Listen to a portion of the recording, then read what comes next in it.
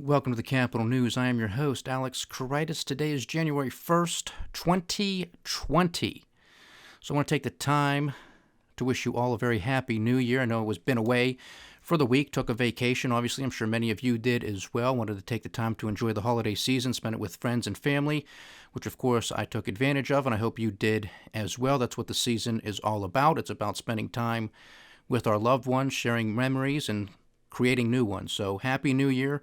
It is 2020, and what we're told is it might be the roaring 20s. Now, of course, we know what happened in the 1920s. It was the roaring 20s, but that all came tumbling down with a significant decline in the economy. Now, I'm not sure we necessarily want to relive that, and we do know that while history may not repeat, it certainly does rhyme. So the fact that there are people out from the administration saying that this is going to be the roaring 20s, at what cost?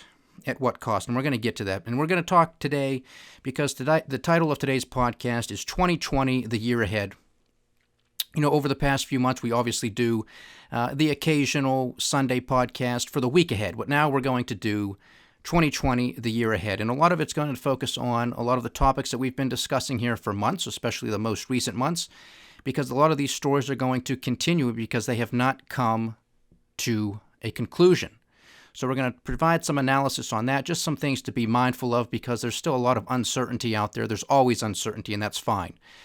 But having the ability to sort of do our best to forecast it and provide some analysis so we can have a plan for the future, diversifying your portfolio, understanding how to be an informed citizen so you know who to vote for at the ballot box, if that even matters anymore, because we're going to talk about this rampant abuse of power and just so much manipulation within the markets. It's really disgusting as far as I'm concerned. I'm sure many of you are in agreement with that. And we're going to talk about some of those issues first. But before I get to that, I have to wish my grandfather, my Papu, a very happy birthday. He is 90 years old. God bless him, a New Year's baby. The things that he has witnessed over 90 years is quite remarkable. You just have to take the time to think about it. Any history book that you've read that really concerned itself with the 20th century, he's lived it. He's seen it firsthand. It's quite remarkable. What will we witness over the next 90 years? Hopefully it's a lot of progress. Hopefully it's a march towards peace and prosperity. Hopefully it's a march towards free market capitalism. You know, a lot of the themes of this podcast, the Capital News, and I state them here all the time: peace, truth, where we can find it, justice, free market capitalism. A lot of those tenets, the things that I truly believe in, come from him. That's what he believes in. That's what he practices. And that's what I believe in as well. You know, so many of his generation served their country in uniform, and he wore the uniform of United States Marine and served his country in the Korean War. He's a quiet man of few words, but when he speaks, especially to his grandchildren, it's always love, wisdom, and a sincere interest in what we all might be doing, no matter where we are. I do these podcasts for him because I know he's listening every morning. Now, obviously, over the past week, we've been celebrating his birthday because 90 years is a milestone. Still has his mind, still sharp, still has his health, thank God. And I just want him to know that we love him very, very much, that he's an honorable man, a righteous man, and a great man. And he is one of my personal heroes. We love you, Papu. Happy birthday. So 2020 and the year ahead. Well, supposedly, I don't know, but this is what we're told. And we're told this by Donald Trump. The trade deal with China, phase one, whatever this means, we still don't know the details. And I'm skeptical that we'll ever fully know the details. But hopefully we will. But there is supposed to be a signing ceremony this month, only a couple weeks away, on the 15th of January. Time will tell. It's supposed to take place in the United States in Washington, D.C. at the White House. Now, is President Xi of China coming? No, he is not. He is not coming to sign this. He is sending his vice premier, Li He, who has been the primary trade negotiator for the Chinese delegation. Now, why wouldn't President Xi come over here and sign this thing if it's so spectacular for both sides, right? I mean, it has to be a win for both sides, otherwise you're not going to sign the deal. That's how deals work. They got to work for both sides, otherwise you're not going to sign the deal. So is this a power play by President Xi? You know, Donald Trump, okay, yada, yada, yada. You want to tout yourself as this big man, the art of the deal maker, this, that, and the other. You go ahead and sign it. I'm just going to send my, number two man, my right-hand man over to sign it. I'm not going to show up. Is it a power play?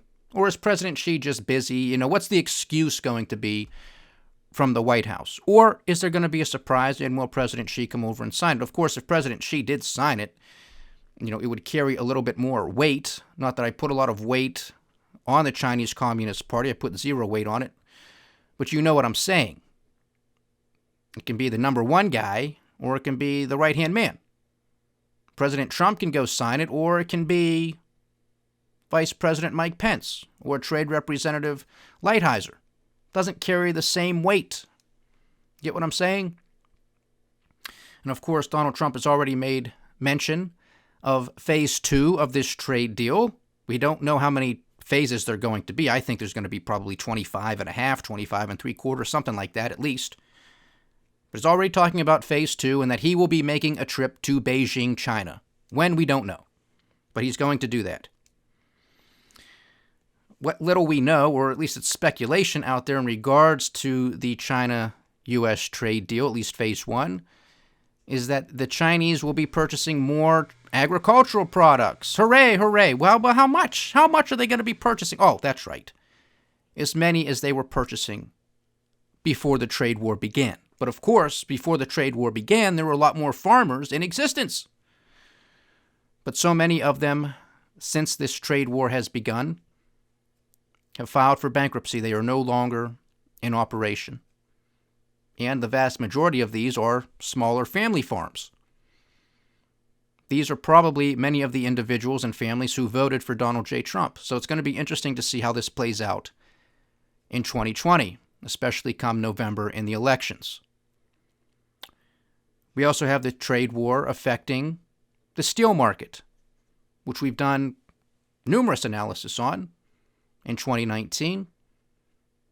U.S. Steel, the company, the publicly traded company, the stock lost 70% since the start of the trade war. Still hovering around those lows, around $10, $12, $13 per share. At the beginning, we did our analysis. And we said, well, look, what's going to happen when you put these tariffs on it? They are protective. What's that going to do? That's going to probably increase prices, at least domestic prices of steel. That's exactly what happened. Well, if you have an increase in the price of something, what are suppliers going to do? Well, the law of supply tells us they're going to produce more. That's exactly what happened. And plants that have been shuttered or closed for some while came back online. And Donald Trump, of course, took advantage of that opportunity to go fly across the country to wherever those steel plants were reopening and said, look what I'm doing. Look how fantastic I am. And of course, those plants opened. They produced. Where was the demand? It was nowhere to be found here in the United States and globally. So when you have no demand, less demand, and an increase in supply, what happens to the price? It collapses, and that's exactly what happened to the price of steel and other metals and other commodities. And so what happened? Highly predictable. The same plants that opened have shuttered. And some other plants recently, there was a plant, I believe, in Michigan, or was it Wisconsin? I can't recall. Forgive me off the top of my head. It was one of those two states. Again, not the best states to be experiencing this, but it was another U.S. steel plant laying off about 1,500 to 1,600 employees. Now remember, folks, this was the blue wall that Donald Trump destroyed in the 2016 election. He broke through Pennsylvania. He broke through Ohio, but Ohio goes back and forth between Republican and Democrat. He broke through Wisconsin. He broke through Michigan. Well, this is where a lot of these farmers have gone bankrupt. This is where these steel plants have just shut down and you're laying off 1,500 people. You have the auto sector that is slowing down. That is going to have an asymmetrical effect on Midwestern states because that's where a lot of the supply chain is. Now, I'm not laying this all at the feet of Donald Trump, but the trade war was his move. These are the effects. These are the consequences. So it becomes a head scratcher to me, especially for a lot of Republicans who may be out there or conservatives who may be out there listening to say, well, are you surprised by this? I mean, where is their outrage? Where is their frustration? Because aren't they supposed to be for free markets? Aren't they supposed to be for free trade?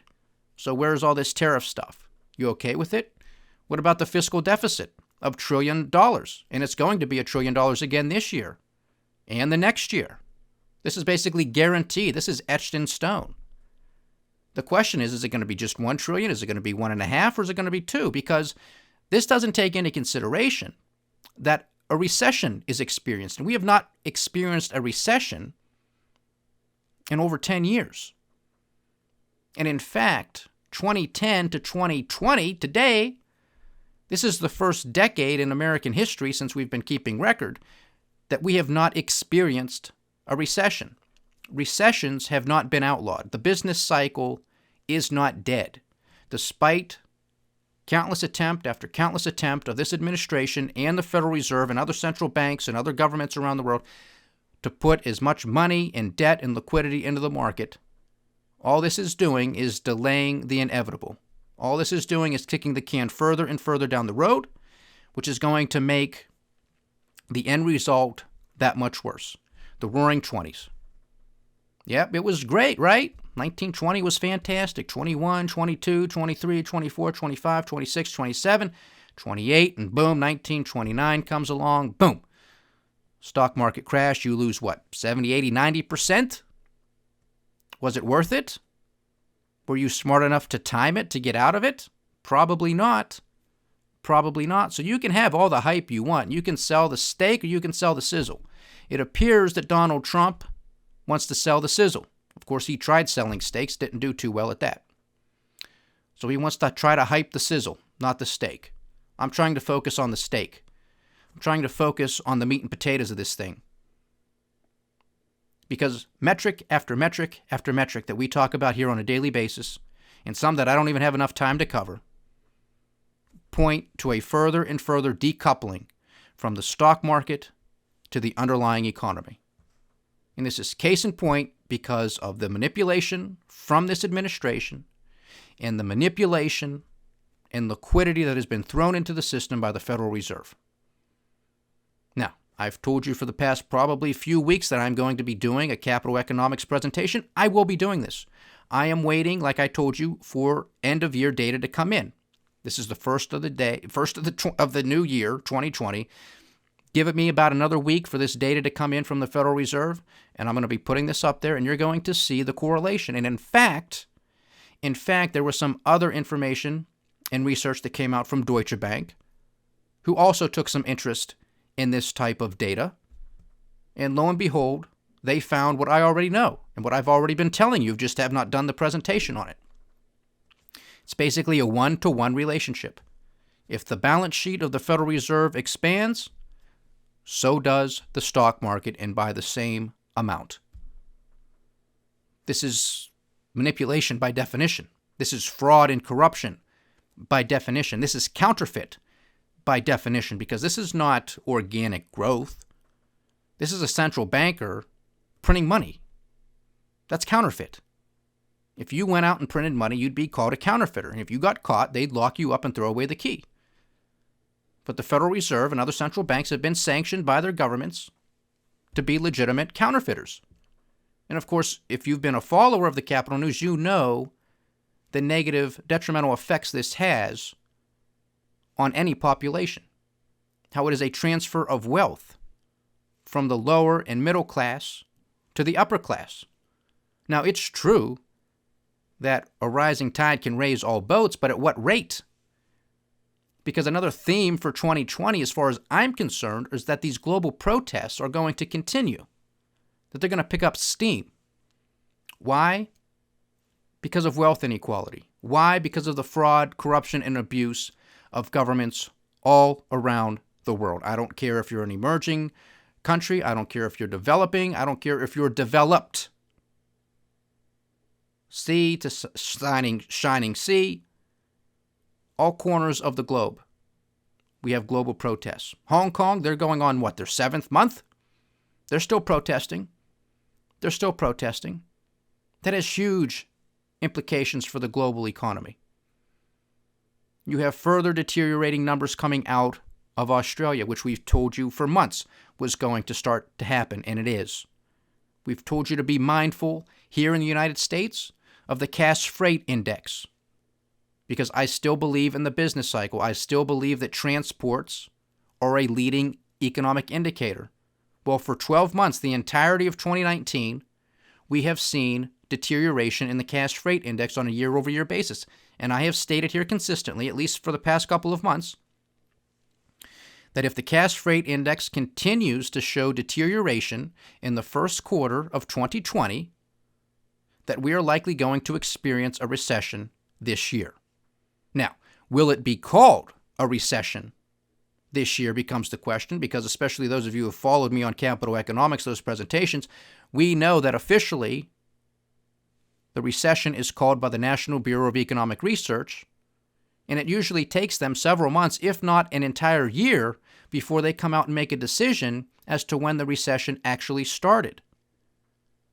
So we could be in a recession, but it's not going to be called a recession, at least not officially, until sometime after. Why? Because there are a multitude of data revisions. We talk about those data revisions here all the time. You have the first report of GDP, and then another one comes out a few weeks later and a few weeks after that. You have the monthly jobs figures, unemployment figures, and then you have the revisions during the next month and the following month. So it takes a while to get the final number. And that's why we may not know. Now, of course, people are going to know. People are going to know if they're laid off. People are going to know if their company went bankrupt. People are going to know what their neighbors are doing. People are going to know what their best friend across the country, what they're experiencing. People are going to know what their siblings and their families are experiencing across the country. So the fact that it might not be officially called really doesn't make a difference, because people are going to know. Now, it has been my analysis and opinion since the beginning of this podcast last February that the business cycle was still intact, and that diminishing marginal returns were going to start kicking in, especially when it came to what the Federal Reserve has been doing for the past decade, and central banks around the world for that matter. And of course, we experienced that at the end of 2018, and I thought it was going to continue. I said, okay, it's about time. Diminishing marginal returns, the game's over. They gave it a good run. Now, everybody's got to be in tune with this. Everybody has to be aware that this is just a con job, that this is all these guys have. All they can do is print money. There is no real economic growth underlying all of this. This is it. This is it. This is going to bring us back to normal. This is going to be some free market price discovery, at least to some degree. Didn't have it. Didn't have it. It was that V-shaped recovery. It was that 20% sell-off in November and December of 2018, and then it was that huge V-shaped recovery in January and February of 2019. And this year, at the end of 2019, we saw that melt up. And I never shied away from saying that a melt up was a possibility. And quite frankly, it was becoming more and more of a probability as we made our way through 2019, as you really started to see the efforts by the President of the United States and his administration to really just want to pump these markets at all and any cost, just to have the ability to tweet out that the stock market is making all-time highs. Again, at what cost? And the president wants to come out in front of the Economic Club of New York only a couple months ago to say that he is in favor and is calling on the Federal Reserve to adopt negative interest rates.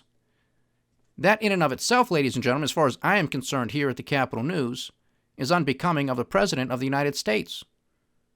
It's unbecoming of any leader anywhere. But I don't live anywhere. I live in the United States of America. That is theft of your savings outright, by definition.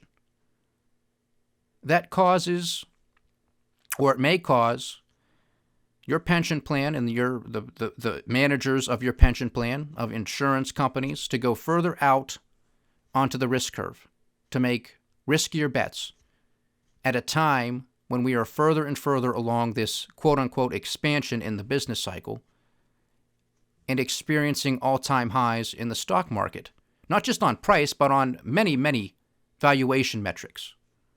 Many, many metrics. That's why I'm talking that we are so disconnected from reality. You know, Warren Buffett, Oracle of Omaha, one of the wealthiest men in the world, one of his favorite metrics is a stock market cap to GDP. And right now, ladies and gentlemen, it is over 150%. Now, just for some perspective, because I'm sure a lot of you may be aware of this and many of you are not. 150%, well, what does that mean?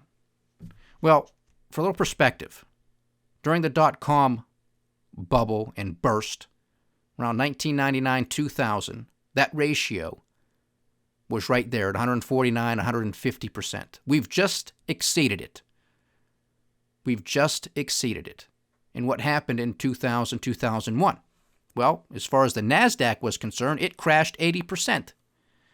So there you have it, folks. Do you want the roaring 20s? Do you want these decouplings, these massive decouplings from reality?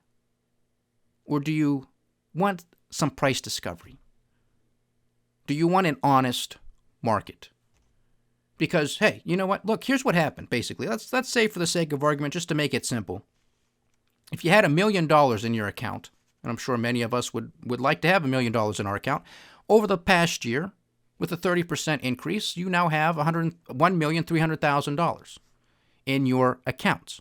All right? Now, what happens if we experience a 30% decline, a 40% decline, a 50% decline? When are you going to take your money out? You're going to let some of it ride? What are you going to do? Because if you keep it all in there and you suffer a 50% decline, you're now going to be down with an account of $650,000. So the question becomes, was it worth it? Because you'd probably rather have just, you know what, I'd rather it not have moved at all and I just still have my $1 million here, as opposed to losing $350,000, which would be a decline of 35% from your original amount of $1 million, which takes you down to $650,000. These are the questions I ask because this is what you have to prepare yourself for. This is what we all have to prepare ourselves for. That's why I tell you to stay diversified and stay vigilant. Because they could pull this thing out from under us whenever they want. Because clearly, they can create a melt-up. The last few months of this year, when this whole repo madness started taking place, these markets shot up to the moon. The vast majority of the market's gains, the vast majority of the stock market gains experienced this year happened during the last few months, especially in those big stocks. And that's another thing that has me really, really concerned as well, because so much of the stock market is contingent upon a handful of stocks. Apple, Microsoft, Google, Facebook, Amazon, Netflix, and maybe a couple others. That's not a market. 5 to 10 stocks is not a market. That's a monopoly, for all intents and purposes, or an oligopoly if you really want to be more technical. It's a handful of players that is dominating the market space. You know, what leads you up is going to lead you down. And if you look at the profits that these companies make versus their price, their share price, it's a huge, huge disconnect, which is no surprise. The day of reckoning will come because it always does. What side of the trade are you going to be on? I just hope you're prepared. I hope you have a plan. I hope you're diversified. We went through Deutsche Bank's 20 risks for 2020. We spent a few podcasts doing that analysis. The common thread and theme throughout the entirety of that list is debt. There's too much debt. When's it going to be paid off? Who's going to pay it off? What kind of effect is that going to have on the stock market? What kind of effect is that going to have on the bond market, on emerging economies, the currency markets? What kind of effect is that going to have politically? because somebody's got to pay up. Somebody's got to pay up. So we got to pay attention to debt throughout the entirety, because a lot of this debt is starting to come due. And again, you have central banks pushing their rates lower and lower once again. So now you got everybody at the trough trying to refinance their loans to keep things moving, kicking the can further and further down the road. This is not a healthy system. This is keeping zombie companies alive, and quite a few of them. It's not healthy. We still have Brexit. What's going to be the result of that? Because we're told at the end of January there's going to be a solution, there's going to be a deal, that the UK Parliament is finally going to vote to make it happen. Don't hold your breath. What else do we have? We have the Middle East bombings in Iraq, pretty much another little proxy war taking place here. The United States sort of flexing its muscles against Iran in Syria, but of course doing so with Iraqi targets. The United States Embassy was under attack. Don't forget, folks, another thing that I've been warning about and telling this audience about for quite some time has been, when all else fails, they take us to war. That's what history tells us. And again, while it may not repeat, it often rhymes. So I am on the lookout for a war in 2020, somewhere. Maybe with the United States, maybe not. But something that could be sizable. I hope this is not true. I really do. But look, when you have an economy, a global economy that is starting to shift downwards or continue downwards, but now that it becomes a little bit more evident to everybody, you got to look past the headlines and everybody's starting to experience it. Somebody somewhere is going to use conflict as an excuse, as a distraction method. I hope it's not here in the United States. I hope Donald Trump does not use that as a distraction. But guess what? If you have Donald Trump standing there looking like the tough guy and we are in a war or about to go to a war, there's a lot of people in the country who would probably side with Donald Trump being the commander-in-chief over Bernie Sanders or Elizabeth Warren. Get what I'm saying? Donald Trump, like him or not, does play the strongman part reasonably well. Okay? A lot of us can see right through it, but a lot of people can't. And when you have a choice of Donald J. Trump versus maybe Elizabeth Warren, Joe Biden, who knows who it's going to be, a lot of people are going to side with Donald Trump. And historically speaking, the country, the United States of America, typically does vote in the president who got us into the war. Whether we started it or whether it was, we preempted it, like with Iraq, the country does seem to stick with that commander-in-chief, basically saying, all right, you got us in it or whatever, however it happened, you get us out of it.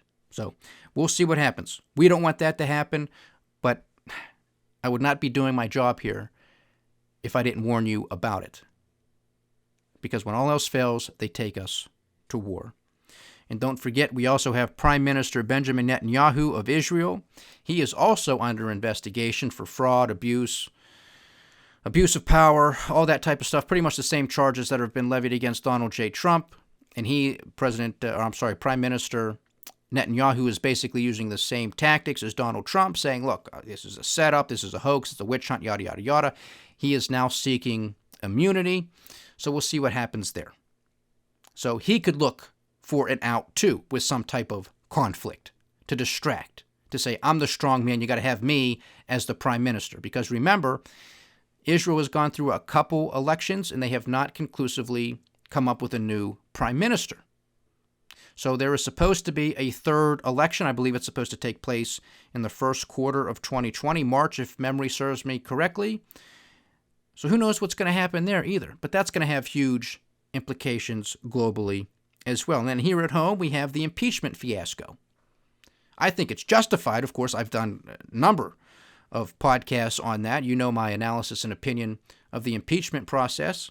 But of course, it's still being held up by Nancy Pelosi, which I do not think is right, but she's doing it as a political maneuver to basically say to Mitch McConnell and the Republicans, look, you can't come out here and say that you're going to work hand in glove with the White House and Donald J. Trump and then expect everybody to believe that this is going to be an impartial process. Now, realistically, is anybody really going to believe that this is going to be an impartial process? No.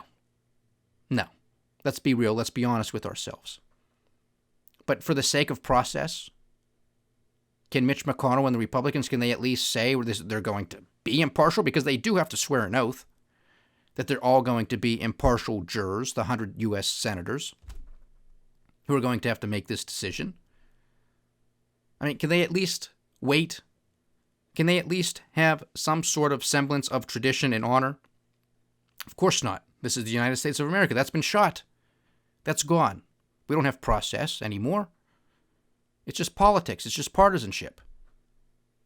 Because I can assure you, if the shoe was on the other foot, and again, I have to call out my conservative and Republican friends out there, if Hillary Clinton was the president and she was being impeached, and Chuck Schumer was the leader of the Senate, a Democrat from New York, and he had come out and he had made the same comments that Mitch McConnell has, if Schumer came out and said, I am working hand in hand with Hillary Clinton and her administration, my conservative and Republican friends would be going ballistic. They'd be going ballistic. You have to understand the process here, folks. I understand that this is political. I understand that this is not criminal. Donald Trump has not been handcuffed. He's not been arrested. He's not been thrown in jail. What took place, what transpired in the House of Representatives within those various committees is a grand jury investigation. That's all it was. It was an inquiry. It was evidence gathering. It was talking to witnesses. It was getting their testimony. And then it was weighing that evidence. And then it goes before the whole House of Representatives to determine, basically the whole grand jury, to see if it was worthy of impeachment. They said it was. I agree that it was. And I say that because of the evidence that came out. Not because I don't like Donald Trump. I voted for him. I don't like him. I really don't, especially how he's behaved, the language he uses, the tweets he remarks about, the negative interest rates, the calling on the Federal Reserve to do that, and a whole host of other things, quantitative easing, the divisive language, the trade war, the misinformation, the outright lies. I don't like it. It's very unbecoming of a president of the United States of America. The country has to do better. We must do better. We haven't been this divided since the Civil War. Close to it. He really needs to step up to the plate, and I'm highly disappointed in what he's done. Yeah, you have tax cuts. I'm all for tax cuts, but you got to cut government spending as well. Hasn't done it. Hasn't done it. So you put more money in my right pocket just to take more out of my left to pay for the deficits, which are now trillions of dollars with no end in sight. So thank you very little. I don't appreciate that. And we know the reason why there is no cutting of government spending, because the swamp is not being drained, and because if you pull back on government spending, then your precious GDP, gross domestic product, that figure is going to decline and decline rapidly. Because the only two things of the GDP equation that are keeping this economy alive, quote unquote alive, is the U.S. consumer who is tapped out, and the federal government, which is spending like a drunken sailor, which is usually experienced during a recession. Well, we're told we are in the midst of the greatest economy ever in the history of the United States. That's a bold-faced lie. It's simply not true. Trillion-dollar deficits will continue. The trade deal bonanza will continue. The impeachment saga will continue. Brexit will continue. Middle East drama and conflict will continue. Global protests will continue. This is not transitory. This is history in the making, believe me when I tell you. The Federal Reserve and other central banks will be front and center.